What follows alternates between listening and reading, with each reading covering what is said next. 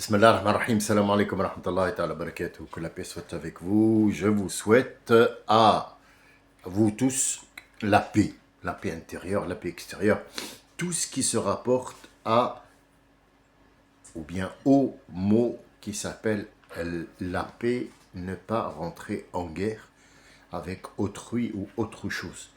Sachez que la guerre, on peut déclarer la guerre à une forme juridique, on peut déclarer la guerre à un ustensile de cuisine et on peut la déclarer à un être humain ou alors à un animal ou alors à soi-même. Donc je vous souhaite l'éloignement de tout ça, de vous, et ne pas oublier la communauté chrétienne qui en ce moment fête selon eux la...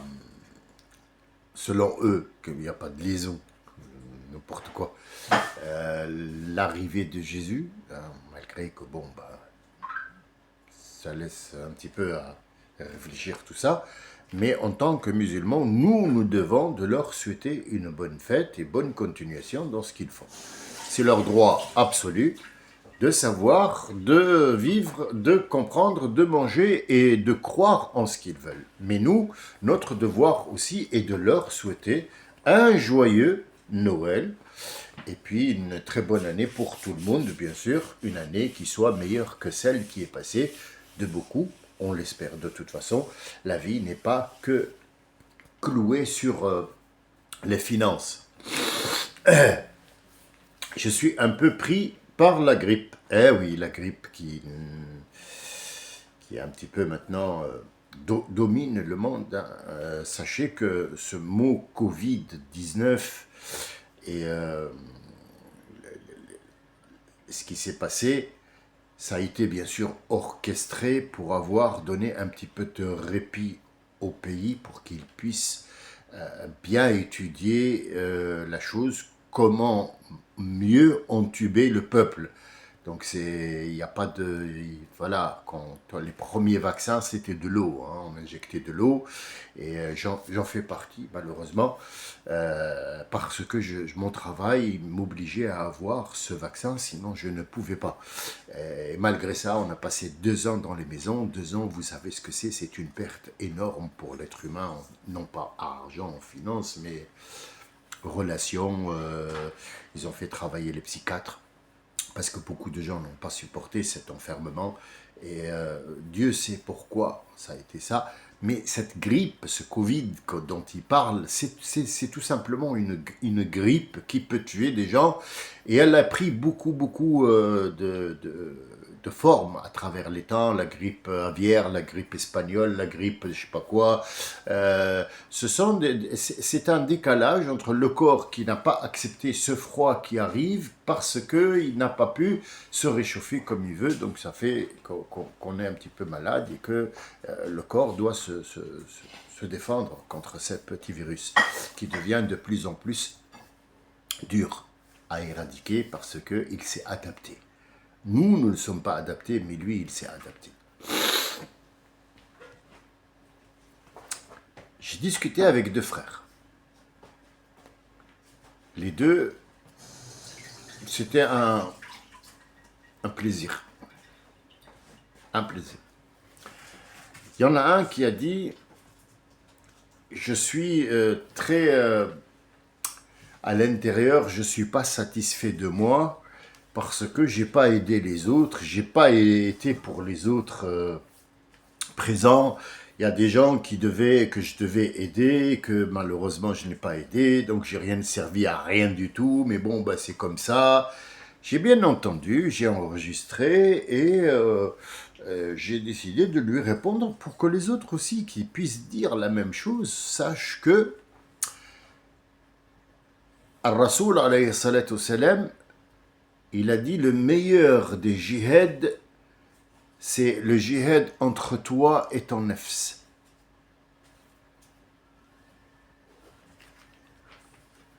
Ton nafs, elle est en train de te faire la guerre. Pourquoi? Elle a des caprices.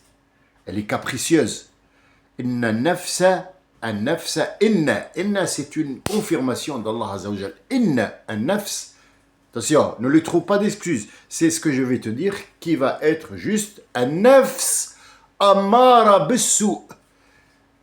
Elle ne veut faire que le mal. Elle a beaucoup d'envie et son première envie, c'est de faire du mal, à commencer par elle-même, à commencer par le corps où elle habite et la personne qui, enfin, moi, le toi qui la dirige. Donc, le meilleur jihad au monde, c'est avec toi-même d'abord. On a beaucoup d'instruments qui peuvent nous aider, comme par exemple As-Saoum, le jeûne, qui a été donné à tout le monde. Le jeûne, c'est t'empêcher de faire des choses. C'est pas manger et boire seulement. Les gens se focalisent sur des fausses compréhensions. Pour eux, jeûner, c'est pas manger, pas boire. Mais c'est pas du tout ça. C'est pour le corps. Le corps, il va directement parce que nefs, elle a envie de ça, envie de fromage, envie de faire, tiens, je vais faire des gâteaux, tiens, je vais faire ça. En fait, les envies sortent quand ils deviennent interdits. Et c'est à toi de gérer tout ça et de dire non. Mais pas que ça. Si tu lui prives de manger, elle va se retourner sur quelqu'un et tu vas t'énerver par exemple sur quelqu'un. Et là, tu lui dis, c'est pareil. Le manger, boire, c'est aussi ne pas faire des conneries à gauche, à droite, la médisance, la colère, frapper quelqu'un, casser, voler, fumer, se droguer, aller voir je sais pas quoi. C'est un mois où tu te recueilles, c'est un mois où tu vas avoir le contrôle total sur toi, si tu peux, et chaque année, tu refais la même chose. C'est ce qu'on appelle une remise à niveau de toi-même, pour pouvoir gérer ton nafs, ton corps. Et il y a d'autres choses aussi, pour la santé mentale, la présence, la réjouissance intérieure, le calme absolu. Tout ça rentre en compte, mais ce qu'on a en gros, ce qui est visible, c'est ça, c'est le contrôle de soi, le contrôle de cette nafs.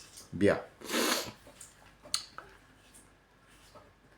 Sache que le jihad, c'est en toi. Moi, personnellement, je vous parle de cette personne, je la connais très bien. Il est en train de faire énormément d'efforts pour faire le jihad avec son nafs. Déjà, il est en train de combattre. Déjà, si Allah le préserve de la mort pour l'instant, on va tous y goûter. Il est en train, avec son épée virtuelle, bien sûr, il est en train de combattre ce nafs. Mais il n'y a pas que ce combat qu'il mène. Il a 3 gamins, il a une femme, il a une maison.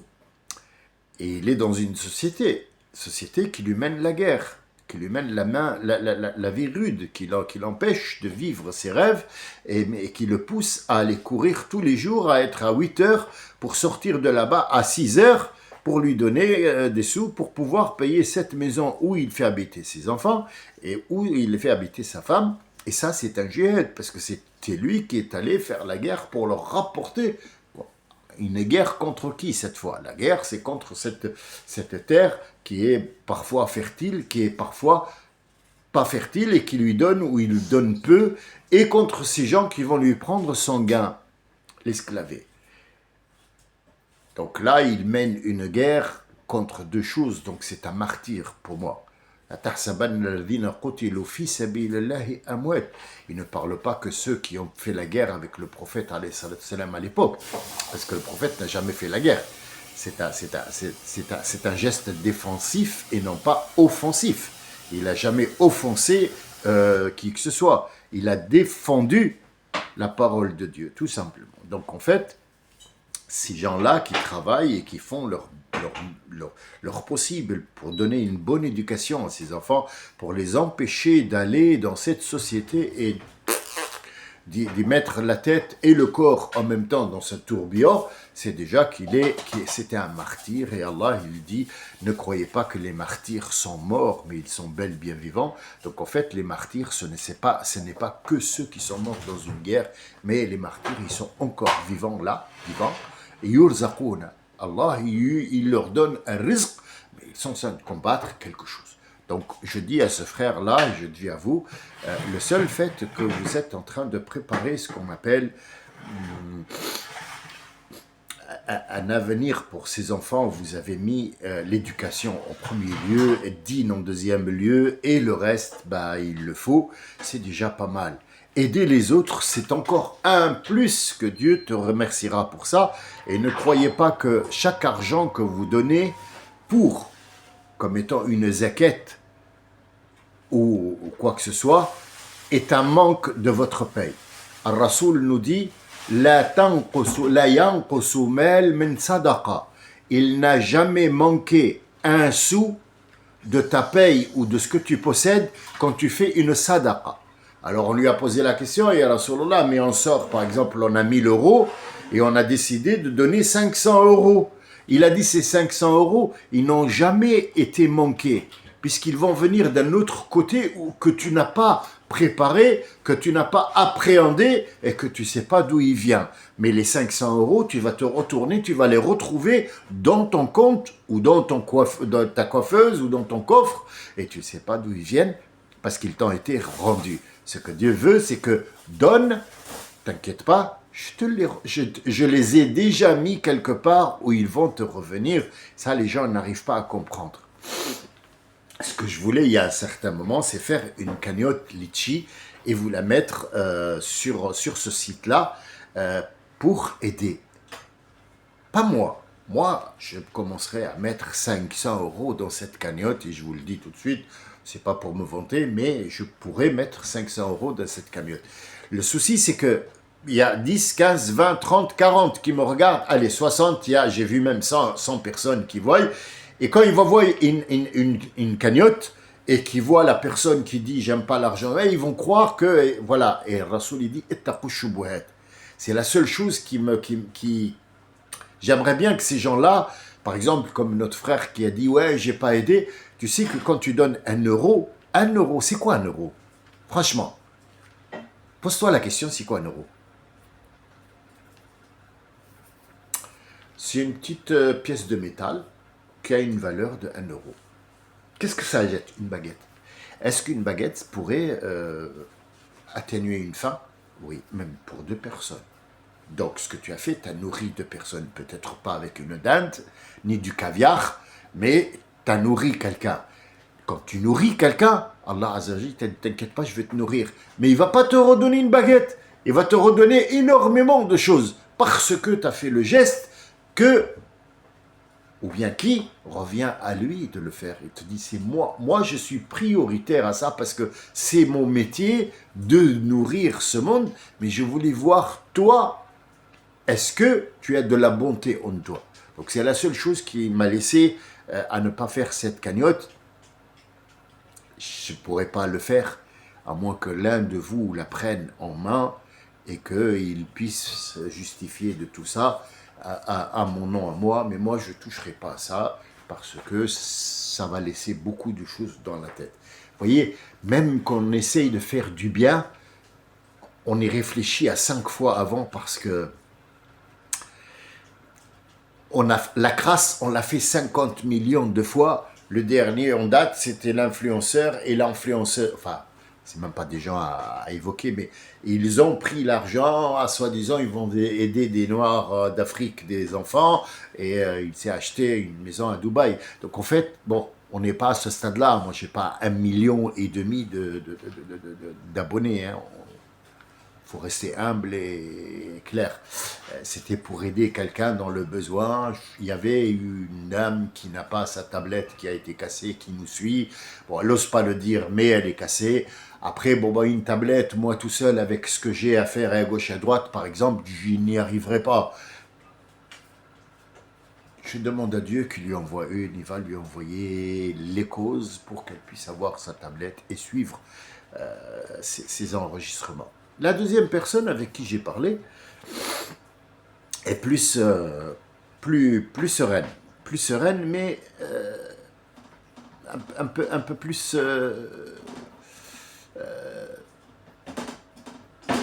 aware.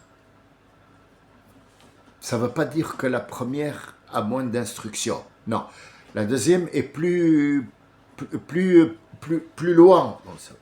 Il a compris quelque chose que les autres ne comprennent pas. Alors, ce monsieur se reconnaîtra, il vient juste de m'envoyer un email en privé, mais c'est pas pour le trahir. Non, non, non, je prends le propos seulement. Le propos, c'est que on parlait de la création de Adam et que le bon et le mauvais en Adam existent. Et excusez-moi, je dois reprendre un petit peu parce que j'ai un petit doute sur ce qu'il a dit. J'arrive, excusez-moi, 5 secondes, on est bon. Alors, je vais vous dire, voilà, tac, tac, tac, excusez-moi, c'est pas long, mais au moins on sera fixé. Voilà. Alors, oui, alors il parlait de Younes. On n'est pas arrivé à Younes. Younes est un prophète. Younes, Jonas, fils de Matthieu, Ibn Matta. Matthieu, en arabe, ça devient Matta. C'est écrit Matta. Mais Younes a été évoqué dans le Coran. Son nom, c'est Younes, qu'on traduit, ça fait Jonas.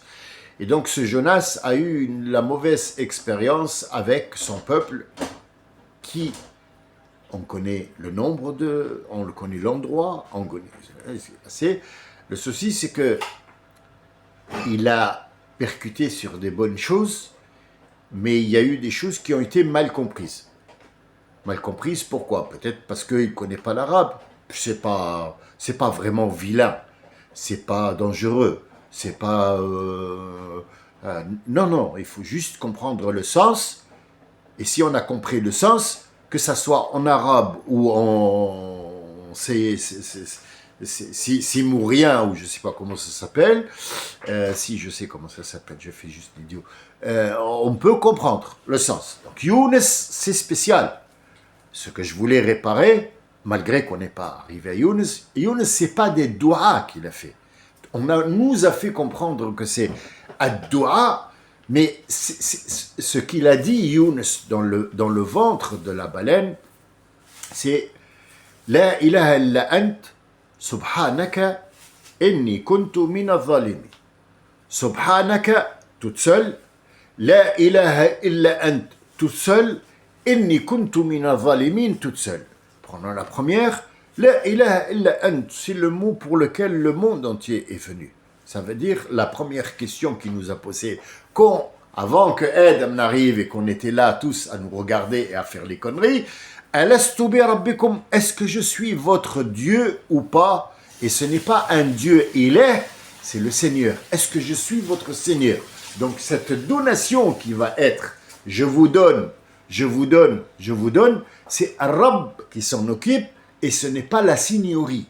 La seigneurie, c'est toujours le roi qui est assis. C'est pas une image que je donne d'Allah, astaghfirullah al-azim. Non. Le roi est toujours là et il claque des doigts à quelqu'un et lui dit « Donnez-lui 20 000 écus ». C'est pas le roi qui est parti dans le coffre, il a porté, il lui a donné. Non. Allah, c'est une divinité, c'est un nom, c'est une nomination, c'est un, si vous voulez, c'est un grade. « Alastu bi rabbikum » est-ce que je suis? Là, dans le ventre, il a dit « La ilaha illa ant ». Subhanak. La ilaha illa ant. Il n'y a pas de donation ici. Parce que ce qui lui arrive, ce n'est pas une donation. C'est une punition. La punition, elle vient de qui? Elle émane de qui? Du Rab? Non. Rab, son métier, c'est donner. C'est un adjectif qui le qualifie de « il donne ». Rab. Mais pour les rendements de compte, qui va te faire les comptes? Le comptable, c'est qui? C'est Al-Hasib. Et oui, c'est le comptable. C'est qui va se compter les bons et les mauvaises choses que tu as fait. Rab, il donne. À l'entreprise, elle donne, elle achète. Mais c'est qui lui fait les comptes? C'est le comptable. Puis après, il y a le commissaire en compte. Puis après, il y a ce qu'on appelle l'URSSAF. Et puis après, il y a le fisc. Puis après, il y a l'État. Ah, ouais, celui-là, il a payé ses comptes, c'est bon. Donc, c'est pas l'entreprise qui fait les comptes. L'entreprise, elle te dit, voilà, moi, c'est les feuilles, je vous annonce que moi, j'ai fait dans ma vie tel et tel et tel et tel et tel et tel et tel. Personne n'a le droit d'intervenir, sauf Allah Azza wa Jal, les jours du jugement dernier. Donnez-moi son livre de comptes. Est-ce que Dieu ne le sait pas? Est-ce qu'il faut qu'il regarde un cahier? Et est-ce que c'est un cahier? Non, ce sont des métaphores, ce sont des mots. Bien, ici, il a demandé à Allah, celui qui a émis l'ordre. Subhanaka, Subhanaka, ça veut dire, excuse-moi, ya Rabbi, je t'ai mis dans l'ordre de l'humain. Qu'est-ce qui s'est passé avec Younes? Pourquoi Younes, il a mis Allah dans l'ordre de l'humain? Et pourquoi il demande pardon et il regrette ce qu'il a fait et il a bien compris le message? Une. Deuxièmement, la ilaha illa ant, ça veut dire il n'y a que Dieu, que toi. Et tu es Dieu. Et moi, j'ai fait la connerie de te mettre dans l'ordre de l'humain. La troisième, c'est inni kuntu mina zalimin. Je me suis conduit et j'ai été parmi ceux qui ont opprimé. Mais il n'a pas dit quoi? Azalimin, l'autre fois, je vous ai dit, Azalimoun, il y a plusieurs sortes d'opprimatie. Ici, il parle de Azalimin, ceux qui ont commis la même faute que lui et qui vont commettre la même faute que lui. Donc, le reste du verset, il va dire et kadhalika nunjil mu'minin, pas nun, pas le mu'minun tous, non. La catégorie de mu'minun, une des catégories qui va être mu'minin, celle-là qui va commettre cette faute-là et non pas une autre faute, parce que les mu'minin, ils commettent beaucoup de fautes partout, mais ils ne sont pas du même ordre. Younes, je m'arrête là. Je ne vais pas terminer, mais il y a autre chose que je voulais te mettre, te préparer, parce qu'on y arrive. Et pourquoi continuer dans la descente de Adam quand on peut prendre cet exemple-là qui est magnifique, c'est encore mieux que Surat Al-A'raf, c'est encore mieux parce que c'est un truc qui reflète la vérité d'aujourd'hui, là où on vit.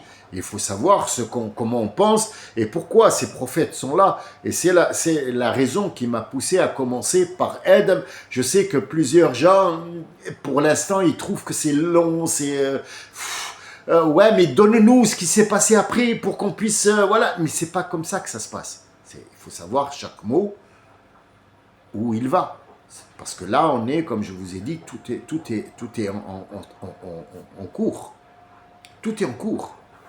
Tout est là, tout se fait. Younes, il est en train de le faire, la connerie. Et Mohammed, il est encore vivant. Et Moussa, il est là en train d'ouvrir la mer Noire. Et Nouh, il est en train d'évacuer les 80. Il n'y a pas d'ordre de... Tout est en même temps en train de se faire et on est en train aussi d'être ou récompensé ou être. Ça, l'être humain a du mal à comprendre, mais heureusement, la miséricorde de Dieu a fait en sorte qu'on vit si vous voulez,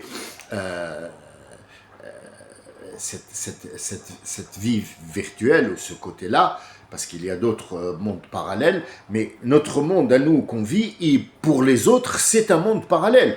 Pour nous, c'est le monde véritable, et les autres, ce sont mon monde parallèle, et ainsi de suite. Donc en fait, on revient le 1 milliard de spermatozoïdes qui sont partis, on ne sait pas, dans les toilettes, dans le lit, on ne sait pas, sur la moquette, dans la rue, ils sont quelque part. Ce spermatozoïde ne peut pas venir et être créé pour rien du tout. Tu me peux dire, ah, mais c'est la fourmi qui va le manger. Mais non. Ah, la fourmi ne mangera pas de spermatozoïde. Mais qui te dit que ça doit être dans un autre monde aussi, ce truc-là, il est sorti pour faire d'autres trucs. Donc il y a toujours le monde infini, on n'a pas compris. Et pour ce qu'il a mangé, il y a avant qu'il mange, il y a une petite faute de compréhension ici. Il faudrait que je l'éclaircisse à travers le verset et non pas à travers ce que moi je veux. Ah non, c'est pas comme ça, viens, je vais te raconter, moi, je sais tout. Verset, on le prend, on le décortique, vous allez voir qu'il a été jeté, il a été craché. Jeté, craché. Pas il est sorti parce que la terre pourrait le tuer ou un truc comme ça. Donc en fait, l'idée, elle est bien. Tu m'as donné une ouverture, peut-être que les autres aussi, pour changer un petit peu d'aide, mais prendre du temps comme on a fait pour le Baqara, parce qu'il y a des gens où j'ai eu un retour, ça les a saoulés le Baqara. Parce que c'est compliqué, c'est difficile. Ça les a pas saoulés parce qu'ils en ont marre. Non, parce que quand tu comprends pas quelque chose, tu t'en fiches. C'est ce qui arrive avec nos gens de maintenant, les jeunes. Ils comprennent pas le Coran, donc ils le fuient. Donc quand tu lui parles de Coran, il dit allez, écoute, laisse-moi. Non, il y a un ensemble d'orgueil, d'incompréhension. Il est illettré, il comprend pas l'arabe, et aussi il ne veut pas que tu saches qu'il ne sait pas. Donc il va rester là-bas où il est. Vous voyez? Et la tête aussi donne des fausses images. Je vous explique à travers une petite histoire avec laquelle je vais terminer, qui est vraiment arrivée. Quand un arabe ou un nord-africain, tu lui dis Abu Bakr Siddiq. Alors pour les gens qui ne connaissent pas Abu Bakr Siddiq, c'est l'ami, le gendre, le bien-aimé du prophète. Le prophète n'aime pas que Abu Bakr. Il aime Abu Bakr, il aime aussi le black Bilal, il aime aussi Zayd ibn al-Haritha, le petit noir qui a été volé dans une tribu, qu'il a adopté, et qu'il y a toute une sourate parce qu'il était moche, et c'est pas moi qui a dit ça, c'est la femme qu'il a épousée, c'est la cousine du prophète qui s'appelle Zaynab, qui était d'une beauté, mais vous n'avez même pas idée, tellement que le prophète en est amoureux, et pourtant, c'est le prophète, mais il est amoureux, et c'est sa cousine, et il l'a fait marier à Zayd, sachant que c'est son fils. Or, il y a un verset qui arrive et qui dit « Mohammed, pourquoi tu fais les choses haram quand Dieu il t'a dit que c'est halal? Et qui t'a dit que c'était ton fils ?» Alors, on va remettre les pendules à l'heure. L'adoption est interdite pour telle et telle et telle et telle chose. L'être humain est interdit de sa femme, de sa mère, de sa sœur, de sa tante, ainsi de suite. Pour mettre les pendules à l'heure, il a dit « Mohammed n'est le père de personne d'entre vous. » Mohammed n'est le père de personne. Mohammed Rasulallah, il vous apporte quelque chose et il lui dit Lasta alayhim bimusayta. Tu n'es pas un dictateur et tu vas pas les inciter, ou pas les inciter, mais les forcer à faire quelque chose. Ce n'est pas ton devoir. Et ce n'est pas toi qui vas faire ça. Qu'est-ce qu'on a comme idée? Il va aimer Abu Bakr Siddiq. Quand tu dis à quelqu'un Abu Bakr Siddiq, l'aimé du prophète, l'aimé de Dieu, est celui qui va le premier rentrer au paradis. C'est le premier homme, être humain, qui va prendre sa récompense. Vous vous rendez compte? Parmi les gens, du premier jusqu'au dernier, c'est le premier qui va rentrer dans ce paradis. Si ce paradis a une porte et des fenêtres, on verra, c'est le premier à rentrer au paradis. Qu'est-ce qu'il a fait de si spécial, ce mec-là? Il a fait quelque chose et le prophète nous le dit. Mais maintenant, là, c'est pas de ça que je parle. Je parle de l'idée qu'on a, elle est toujours bâtie sur du faux. On dit Abu Bakr Siddiq, tous les Nord-Africains, tous les Arabes voient un homme blanc, avec une belle gueule comme ça, avec des forces, avec une belle barbe blanche, et il s'appelle Abu Bakr Siddiq avec un tissu blanc. C'est l'idée. C'est l'idée que tout le monde a, et c'est l'idée qui va dans toutes les têtes. Pourquoi? Parce qu'on n'a pas autre chose sur laquelle se reposer, sauf sur le faux. On va directement sur le faux. Or, le vrai, c'est qu'Abu Bakr Siddiq, il était tellement maigre et tellement petit dans la tête, dans la taille, que les os de son visage sortaient. Il avait que des os. Il avait peut-être une barbe, mais c'est pas forcément une barbe blanche. Il avait aussi peut-être un front, mais pas peut-être un front petit ou large.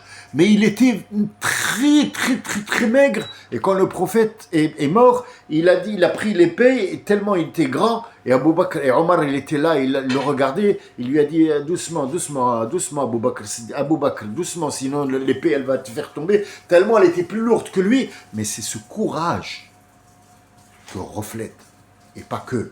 Je vous ai dit, on parlera de Abu Bakr un jour. Mais comment nous savons qu'il était comme ça? Qui nous l'a dit? C'est des petits trucs qui sont arrivés. Le jour où il est allé défendre le prophète et que la Mecque, tous les mecs venaient pour taper le prophète, il s'est mis entre le prophète et eux. Et donc pour l'humilier, ils ont tous enlevé un ni'al. Ils ont tous enlevé un na'al. Ça s'appelle un na'al. C'est pas des chaussures italiennes, hein, crocodile. Hein. C'est na'al, c'est des trucs en cuivre, n'importe quoi. En cuir et une semelle très, très épaisse. Et ils se sont tous mis à lui taper sur le visage, pas pour le tuer, pour l'humilier. Parce que taper sur le visage, c'est une humiliation chez les Arabes. Il ne faut pas toucher aux... Ouais. Et c'est écrit aussi dans une sourate, ne jamais humilier une femme en la tapant sur le visage. D'ailleurs, une femme ne se tape jamais. C'est des faux trucs qui sont arrivés. Lui donner une claque parce que toi, tu es l'homme. Non, une claque, c'est toujours humiliant. On ne tape pas les enfants, on ne dort pas une claque parce que avec cette claque-là, il va vivre toute sa vie un enfer. Donc en fait, c'est très compliqué dans la tête pour relever ces faux messages et cette fausse idée qu'on a. Et Younous aussi l'a eu, cette fausse idée. On arrivera à Younous pour savoir comment ça a été. Et quand il s'est réveillé, il avait tellement le visage gonflé que celui qui écrit, il dit, il avait tellement le visage gonflé qu'on voyait à peine le trait de ses yeux et il n'arrivait pas à voir. Et le premier mot qu'il disait, il est où Mohammed, il est où, il est à l'abri, il est là, est-ce qu'il est à l'abri, il est à l'abri. J'ai fait ce que j'ai pu, j'ai fait ce que j'ai pu. Et il nous disait que, selon l'écrit, tellement son visage avait gonflé avec les ni'al, les chaussures, ils l'ont humilié que son visage n'était plus reconnaissable. On dirait voir quelqu'un de beau.